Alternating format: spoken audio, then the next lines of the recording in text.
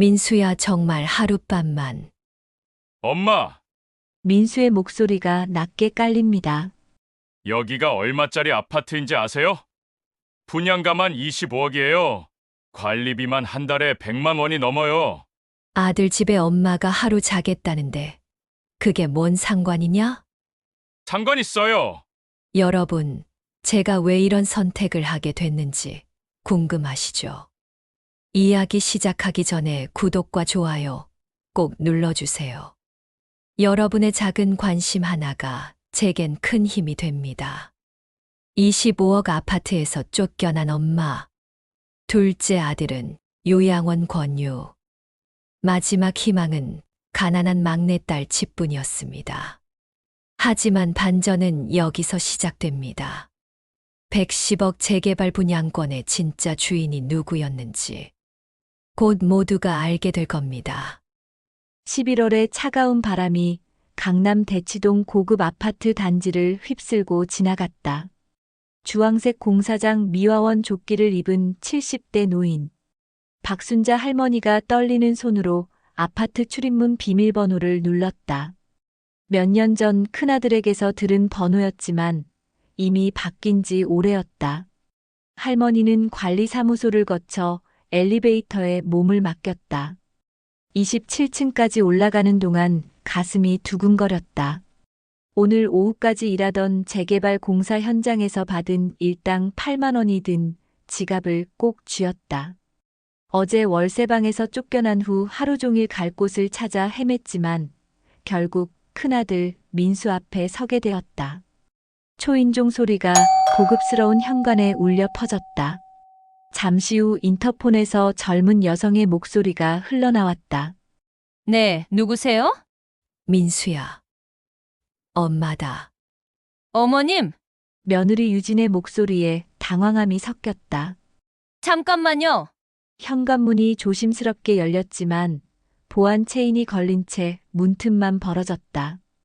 유진의 얼굴 일부가 보였다. 평소 화장을 진하게 하는 그녀도 지금은 민낯이었고 비싼 홈웨어를 입고 있었다. 어머님, 갑자기 어쩐 일이세요? 순자 할머니는 공사장 먼지가 묻은 낡은 가방을 바닥에 내려놓았다. 유진아. 하룻밤만 재워다오. 갈 데가 없어서 그래. 문틈 너머로 유진의 눈빛이 차가워지는 것을 느낄 수 있었다. 어머님, 지금 좀 곤란해요. 아이들 숙제 봐주고 있고, 내일 아침에 중요한 모임도 있고. 하룻밤만이야. 거실 소파에서라도. 정말 죄송한데, 유진의 목소리가 더욱 작아졌다. 체면상 좀, 이 아파트 주민들이 다 보는데 어머님이 그런 옷을 입고 계시니까. 순자 할머니는 자신이 입고 있는 더러워진 작업복을 내려다보았다. 무릎이 해져 구멍이 난 바지와 페인트 얼룩이 곳곳에 묻은 조끼. 손톱 사이에는 시멘트 가루가 끼어 있었다. 옷이야 갈아입으면 되지 않겠니? 어머님, 정말 죄송해요. 다른 방법을 찾아보세요. 유진은 그 말을 남기고 문을 완전히 닫아버렸다. 복도에 혼자 남은 순자 할머니는 차가운 대리석 바닥에 앉았다. 27층 높이에서 내려다 보이는 강남의 야경이 눈부시게 반짝였지만 그녀의 마음은 깊은 어둠에 잠겨 있었다. 가방에서 낡은 핸드폰을 꺼내 첫 번째 번호를 눌렀다. 큰아들 민수의 목소리가 들렸다. 엄마, 지금 뭐야? 집에 왔다고? 민수야, 엄마 좀 도와다오. 핸드폰 너머로 들리는 민수의 한숨 소리가 길었다. 엄마, 지금 상황이 어떤지 아세요? 여기가 어딘 줄 알고? 현관문이 다시 열렸다. 이번에는 체인 없이 완전히 열렸지만 민수의 표정은 차갑기만 했다. 30대 후반의 그는 집에서도 정장 셔츠를 단정하게 입고 있었고 뒤편으로 넓은 거실에 고급 가구들이 보였다. 엄마, 일어나세요. 복도에 이렇게 앉아 있으면 안 되잖아요. 순자 할머니는 아들의 도움을 받아 일어났다. 민수야, 정말 하룻밤만. 엄마! 민수가 목소리를 낮췄다. 여기가 얼마짜리 아파트인지 아세요? 분양가만 25억이에요. 관리비도 한 달에 100만 원 넘게 나와요. 그게 뭔 상관이야. 아들 집에 엄마가 상관 있어요. 민수의 목소리가 커졌다가 다시 작아졌다. 옆집 김 회장님이 누군지 아세요? 대한상사 부회장이에요. 건너편에는 유명한 외과의사가 살고 위층에는 법무법인 대표가 살아요. 그런데 엄마가 그런 모습으로 순자 할머니는 자신의 차림을 다시 한번 내려다보았다. 공사 현장에서 나온 지 몇 시간밖에 안 되어 온몸에서 시멘트 냄새가 났다. 옷이야 갈아입으면 되고. 문제는 옷이 아니에요. 민수가 복도를 둘러보며 말했다. 엄마, 이해해 주세요. 내가 이 아파트에서 살려면 품격이라는 게 있어요. 회사에서도 민수 이사는 강남 대치동에 산다고 하는데 갑자기 엄마가 이런 모습으로 나타나시면 그럼 난 내 엄마가 아니라는 거냐? 민수는 잠시 말을 잇지 못했다. 유진이 뒤에서 걱정스럽게 지켜보고 있었고 아이들이 방에서 나와 할머니를 호기심 어린 눈으로 바라보았다. 할머니, 초등학생인 큰손자 준호가 말했다. 할머니 왜 그런 옷 입었어요? 준호야, 방에 들어가. 유진이 재빨리 아이를 데리고 들어갔다. 엄마, 민수가 한숨을 쉬었다. 정말 죄송하지만 오늘은 안 돼요. 내일 아침에 중요한 임원 미팅이 있어서 김 부회장님도 오시거든요. 혹시나 마주치기라도 하면 그럼 어디로 가라는 거냐? 잠깐만요. 민수가 핸드폰을 꺼냈다. 둘째한테 전화해 볼게요. 준영이네 집은 좀 더 그런데 살거든요. 순자 할머니는 아들이 그런데라고 표현한 말의 의미를 알 수 있었다. 둘째 준영은 일산 신도시의 아파트에 살았다. 강남만큼 비싸지 않은 그런 데였다. 준영아, 나야. 엄마 좀 부탁한다. 민수가 전화를 걸었다. 복도 한편에서 엘리베이터 소리가 났다. 정장을 입은 중년 남성이 나타났다. 민수의 얼굴이 하얗게 질렸다. 아, 김 부회장님. 이 이사님? 이 시간에 웬? 김 부회장의 시선이 순자 할머니에게 향했다. 아, 네. 그냥 민수가 당황하며 말을 더듬었다. 김 부회장은 의미심장한 표정으로 고개를 끄덕이며 자신의 집으로 들어갔다. 문이 닫히자마자 민수의 표정이 더욱 굳어졌다. 엄마, 정말 안 돼요. 제발 이해해 주세요. 순자 할머니는 말없이 고개를 끄덕였다. 가방을 다시 어깨에 매며 엘리베이터 쪽으로 걸어갔다. 엄마! 민수가 불렀다. 준영이가 괜찮다고 하네요. 일산으로 가보세요. 엘리베이터 문이 열렸다. 순자 할머니가 들어서며 마지막으로 큰아들을 바라보았다.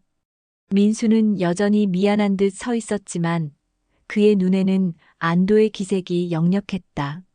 문이 닫히며 27층에서 1층으로 내려가는 동안 순자 할머니의 가슴에 첫 번째 상처가 깊게 새겨졌다. 밤 11시 일산 신도시행 마지막 버스에서 내린 순자 할머니는 GPS를 보며 둘째 아들 준영의 아파트를 찾아갔다. 강남의 화려한 불빛과는 달리 일산의 밤은 조용했다. 15년 된 아파트 단지는 낡았지만 정겨운 느낌이 있었다. 벨을 눌렀다. 엄마 오셨어요? 둘째 며느리 미영이 문을 열었다. 30대 초반의 그녀는 집에서 입는 편안한 트레이닝복 차림이었지만 순자 할머니를 반갑게 맞았다. 미영아, 고맙다. 갑자기 왔어. 괜찮아요, 어머님. 들어오세요. 아파트는 32평 정도로 강남 큰아들 집에 비하면 절반도 안 되는 크기였다. 하지만 깔끔하게 정리되어 있었고 무엇보다 따뜻했다. 어머님, 차 한 잔 드릴까요? 미영이 부엌에서 물었다. 고맙다, 미영아. 거실 소파에 앉은 순자 할머니 앞으로 준영이 나타났다. 35세인 둘째 아들은 큰형과 달리 소탈한 성격이었다. 동네 학원을 운영하며 나름 안정적인 생활을 하고 있었다. 엄마, 많이 힘드셨죠? 괜찮다, 준영아. 미영이 따뜻한 꿀차를 가져다 주며 자리에 앉았다. 어머님, 형님 댁에서는 뭐라고 하셨어요? 순자 할머니는 대답하지 않았다. 준영이 눈치를 채고 화제를 돌렸다. 엄마, 일단 오늘 밤은 우리 방에서 주무세요. 내가 거실에서 잘게요. 아니다. 괜찮아. 소파에서. 그러지 마세요. 미영이 말했다. 침대가 훨씬 편하실 거예요. 다음 날 아침 순자 할머니는 일찍 일어나 부엌 정리를 도우며 준영 부부에게 감사를 표했다. 하지만 며칠이 지나자 분위기가 조금씩 바뀌었다. 사흘째 저녁 준영과 미영이 조심스럽게 할머니 앞에 앉았다. 어머님, 준영이 입을 열었다. 저희가 말씀드릴 게 있어요. 순자 할머니는 이미 예감하고 있었다. 그래, 말해봐라. 어머님 연세도 있으시고 혼자 사시기엔 너무 힘드실 것 같아서요. 미영이 말했다. 요양원 같은 곳을 알아봤거든요. 요양원. 네. 요즘 요양원들 정말 좋아져서 준영이 브로슈어를 꺼냈다. 여기 보세요. 실버타운 행복한 집이라고 해서 시설도 좋고 프로그램도 다양하대요. 순자 할머니는 화려한 브로슈어를 받아들었다. 깔끔한 건물과 웃고 있는 노인들의 사진이 가득했다. 어머님께서 계속 일하시는 것도 걱정되고 미영이 덧붙였다. 공사 현장은 너무 위험하잖아요. 70이 넘으신 분이 그런 일을. 그리고 건강관리도 제대로 받으실 수 있어요. 준영이 설명했다. 간호사들이 24시간 상주하고 의사 선생님도 정기적으로 오시고 돈은 그건 저희가 형이랑 상의해서 절반씩 부담하기로 했어요. 준영의 목소리가 작아졌다. 월 150만 원 정도인데 저희가 75만 원, 형이 75만 원. 순자 할머니는 브로슈어를 천천히 넘겨보았다. 정말 좋아 보였다. 깨끗한 개인실, 맛있어 보이는 식사, 다양한 여가 활동들. 어머님도 또래분들과 어울리시면 훨씬 즐거우실 거예요. 미영이 밝게 말했다. 혼자 계시면 외로우시잖아요. 엄마, 준영이 조심스럽게 말했다. 사실 저희도 아이들 교육비며 학원 운영하느라 여유가 없어서 어머님을 제대로 모시기가 힘들어요. 미영이도 파트타임으로 일하고 있고 순자 할머니는 며느리를 바라보았다. 미영은 미안한 표정으로 고개를 숙였다. 그리고 준영이 더 조심스럽게 말했다. 아이들도 곧 중학교 올라가는데 공부 환경도 생각해야 하고 방도 부족하고 알겠다. 순자 할머니가 말했다. 정말요? 준영의 얼굴에 안도감이 스쳤다. 언제부터? 다음 주 정도면. 미영이 대답했다. 저희가 미리 연락해서 자리 잡아놨어요. 순자 할머니는 브로슈어를 테이블 위에 내려놓았다. 준영 부부의 얼굴에는 미안함과 안도감이 동시에 어려 있었다. 이들도 나름대로 최선을 다해 생각한 결과였다는 것을 알 수 있었다. 고맙다, 준영아. 미영이도. 어머님, 미영의 목소리에 눈물이 섞였다. 그날 밤 순자 할머니는 작은 방에서 천장을 바라보며 잠을 이루지 못했다. 요양원 생활을 상상해봤지만 그곳이 아무리 좋다 해도 결국은 자식들이 자신을 떠나보내고 싶어 한다는 뜻이었다. 가슴 한편이 더욱 차가워져 갔다. 토요일 오후 순자 할머니는 작은 여행 가방 하나만 들고 준영의 차에서 내렸다. 서울 구로구의 한 골목, 반지하 집 앞이었다. 엄마, 여기서 괜찮으시겠어요? 준영이 걱정스럽게 물었다. 며칠만 있을 거니까. 사실 순자 할머니에게는 마지막 선택지가 하나 더 있었다. 막내딸 은숙이었다. 하지만 은숙의 형편을 알기에 선뜻 연락하지 못했었다. 배를 눌렀다. 좁은 철문이 열리고 40대 초반의 여성이 나타났다. 막내딸 은숙이었다. 파마머리가 부스스하고 앞치마를 두른 모습이었지만 어머니를 본 순간 얼굴이 환해졌다. 엄마, 왜 이렇게 갑자기? 은수가 순자 할머니의 목소리가 떨렸다. 은숙은 어머니의 표정만 봐도 무슨 일인지 짐작했다. 어서 들어와, 엄마. 추운데. 반지하 집은 20평도 안 되는 작은 공간이었다. 습기 때문에 벽지가 일부 떨어져 있었고 겨울이라 더욱 음침해 보였다. 하지만 은숙의 따뜻한 마음만큼은 어떤 곳보다 포근했다. 형수님들은 뭐라고 하셨어요? 은숙이 차를 끓이며 물었다. 순자 할머니는 큰 집과 둘째 집에서 있었던 일들을 간략하게 말했다. 은숙의 얼굴이 점점 굳어졌다. 정말. 어떻게 그럴 수가 있어요? 은숙이 분개했다. 체면이 뭐가 중요해서. 그만해라. 은수가. 그 사람들도 나름 사정이 있을 거야. 무슨 사정요? 엄마가 키워준 자식들이. 은수가. 순자 할머니가 딸의 손을 잡았다. 너희 형편도 어려운 거 아는데 내가 짐이 될까 봐. 은숙의 눈에 눈물이 맺혔다. 엄마, 그런 말씀하지 마세요. 형편이야 어렵지만 엄마는 짐이 아니라 가족이잖아요. 그때 현관문이 열리며 은숙의 남편 철민이 들어왔다. 40대 후반의 그는 공장에서 일하느라 늘 피곤해 보였지만 장모님을 보자 반갑게 인사했다. 어머니 오셨어요. 은숙이한테서 연락 받았습니다. 철민아, 고맙다. 폐에 끼쳐서. 무슨 말씀을 그렇게. 당연한 거죠. 저녁 식사 자리에서 고등학생인 외손자 태준이와 중학생 태희도 할머니를 반갑게 맞았다. 할머니, 우리 방에서 주무세요. 태희가 말했다. 아니다. 거실에서 잘게. 안 돼요. 여기 거실은 너무 추워요. 은숙이 걱정했다. 그날 밤 좁은 방에서 외손녀와 함께 잠자리에 든 순자 할머니는 오랜만에 마음의 평안을 느꼈다. 비록 집은 작고 형편은 어려웠지만 이곳에서만큼은 환영받는다는 느낌이 들었다. 하지만 며칠 지나자 은숙 부부의 속사정이 조금씩 드러났다.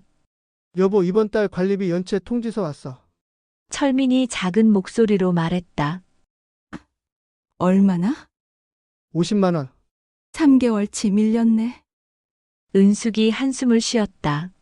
태준이 학원비도 내야 하는데. 순자 할머니는 부엌에서 설거지를 하며 이 대화를 들었다. 은숙 부부는 할머니가 듣지 못하게 조심스럽게 이야기했지만 귀가 밝은 할머니에게는 다 들렸다. 엄마 계시니까 생활비도 더 들고. 철민의 목소리가 더 작아졌다. 여보, 그런 말 하지 마요. 은숙이 제지했다. 미안해. 그런 뜻이 아니라. 현실적으로 우리도 버거우니까. 그날 밤 은숙이 어머니 곁에 앉았다. 엄마, 괜찮으세요? 여기 너무 추운 건 아니에요? 괜찮다. 은수가. 엄마, 은숙이 망설이다 말했다. 우리가 형편이 이래서 제대로 모시지 못해. 죄송해요. 무슨 소리냐. 이렇게 따뜻하게 해주는데. 은숙의 눈에 눈물이 고였다. 엄마, 사실 제가 파트타임 일을 하나 더 구하려고 해요. 그래야 엄마도 편하게 모실 수 있을 것 같아서. 순자 할머니는 딸의 거친 손을 어루만졌다. 온종일 청소 일을 하느라 상처투성이가 된 손이었다. 은수가. 너무 무리하지 마라. 괜찮아요, 엄마. 엄마가 우리를 키워주실 때 얼마나 힘드셨겠어요. 이제 우리가 엄마를 모실 차례죠. 그 말을 들으며 순자 할머니는 마음 한구석이 따뜻해지는 것을 느꼈다. 비록 형편은 어려웠지만 이곳만큼은 진짜 가족의 정이 있었다. 하지만 동시에 현실의 벽도 느꼈다. 이 좁은 반지하에서 5명이 사는 것도 버거워 보였다. 순자 할머니는 조용히 결심했다. 이제 진짜 마지막 카드를 꺼낼 때가 온 것 같았다. 일주일 후 화요일 오전, 순자 할머니는 은숙에게 외출한다고 말하고 집을 나섰다. 목적지는 강남구 역삼동에 위치한 김앤 파트너스 법무법인이었다. 안녕하세요. 박순자 씨. 기다리고 있었습니다. 50대 초반의 김 변호사가 정중하게 인사했다. 고맙습니다. 변호사님. 준비하신 서류들 가져오셨나요? 순자 할머니는 낡은 가방에서 조심스럽게 봉투를 꺼냈다. 그 안에는 3장의 분양권 계약서가 들어있었다. 이게 정말 시가 110억 원이 맞습니까? 김 변호사가 서류를 검토하며 물었다. 네. 작년에 감정평가 받아봤거든요. 재개발이 끝나면 더 올라갈 거예요. 김 변고사는 경이로운 표정을 지었다. 이 정도 자산이면 왜 지금까지? 제 나름의 이유가 있었습니다. 순자 할머니가 단호히 말했다. 오늘 계약서 작성해 주시고 공증까지 받을 수 있나요? 물론입니다. 그런데 정말 이렇게 하시는 게 맞습니까? 3자녀 중 막내딸에게만. 네, 확실합니다.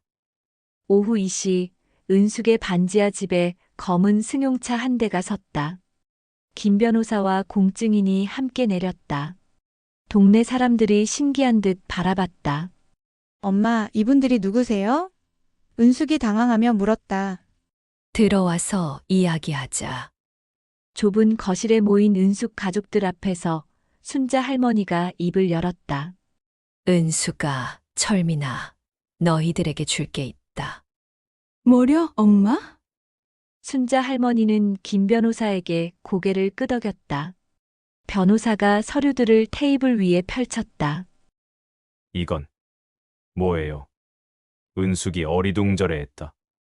분양권 양도 계약서입니다. 김 변호사가 설명했다. 어머님께서 소유하신 재개발 분양권 3장 중 2장을 은숙 씨께 양도하신다는 내용입니다. 분양권요? 철민이 눈을 크게 떴다. 강남 대치동 재개발 분양권이에요. 순자 할머니가 말했다. 84 2장이야. 시가로 약 70억 원 정도 돼. 거실이 순식간에 조용해졌다. 은숙이 먼저 입을 열었다. 엄마, 이게 무슨... 20년 전에 그 동네에 작은 땅을 하나 샀었지. 너희 아버지 돌아가신 후에 생활비 때문에 팔려고 했는데 재개발 소식이 들려서 기다렸어. 그게 이렇게 된 거야. 그럼 엄마가 부자셨다는 거예요? 응. 순자 할머니가 쓴웃음을 지었다. 하지만 일부러 숨겼지. 너희들이 진짜 어떤 마음인지 알고 싶었어. 태준이가 조심스럽게 물었다. 할머니, 그럼 왜 공사장에서 일하셨어요? 할 일이 없으면 심심해서 그랬어. 그리고 순자 할머니의 목소리가 차가워졌다. 자식들이 어떤 사람들인지 확인하고 싶어서. 은숙의 눈에 눈물이 맺혔다. 엄마, 큰아들은 체면 때문에 문전박대했고 둘째는 요양원에 보내려고 했어. 순자 할머니가 담담하게 말했다. 하지만 너는 달랐지. 가난해도 엄마를 받아주었어. 김 변호사가 개입했다. 계약 내용을 설명드리겠습니다. 분양권 2장은 은숙 씨에게, 나머지 1장은 어머님께서 보유하시되 생전에 거주권을 신탁으로 설정하셨습니다. 무슨 말씀이에요? 철민이 물었다. 어머님께서 새 아파트에서 평생 사실 수 있다는 뜻입니다. 관리비며 모든 비용은 신탁 재산에서 지출되고요. 순자 할머니가 덧붙였다. 내년 입주 예정이야. 그때까지는 여기서 살고. 은숙이 고개를 저었다. 엄마, 이건 너무 큰 돈이에요. 오빠들한테도. 오빠들. 순자 할머니의 눈빛이 차가워졌다. 체면 때문에 엄마를 쫓아내고 요양원에 보내려던 그 오빠들 말이냐? 그래도 가족인데. 가족은 피로만 되는 게 아니야. 은수가 마음으로 하는 거지. 공증인이 서류를 정리하며 말했다. 서명만 해주시면 모든 절차가 완료됩니다. 은숙이 망설였다. 엄마? 정말 괜찮으세요? 괜찮아. 이게 내 마지막 뜻이야. 서명이 끝나고 변호사와 공증인이 떠난 후 가족들은 여전히 현실감이 없는 표정이었다. 여보, 철민이 떨리는 목소리로 말했다. 우리가 정말 아직 실감이 안 나요.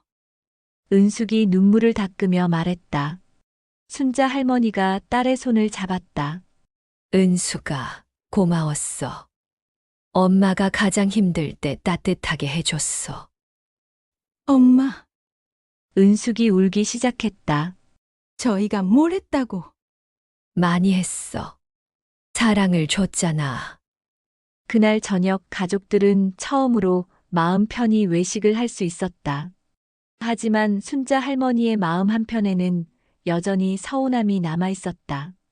이제 큰아들과 둘째 아들에게도 소식이 전해질 차례였다. 그들이 어떤 반응을 보일지 순자 할머니는 벌써 예상할 수 있었다.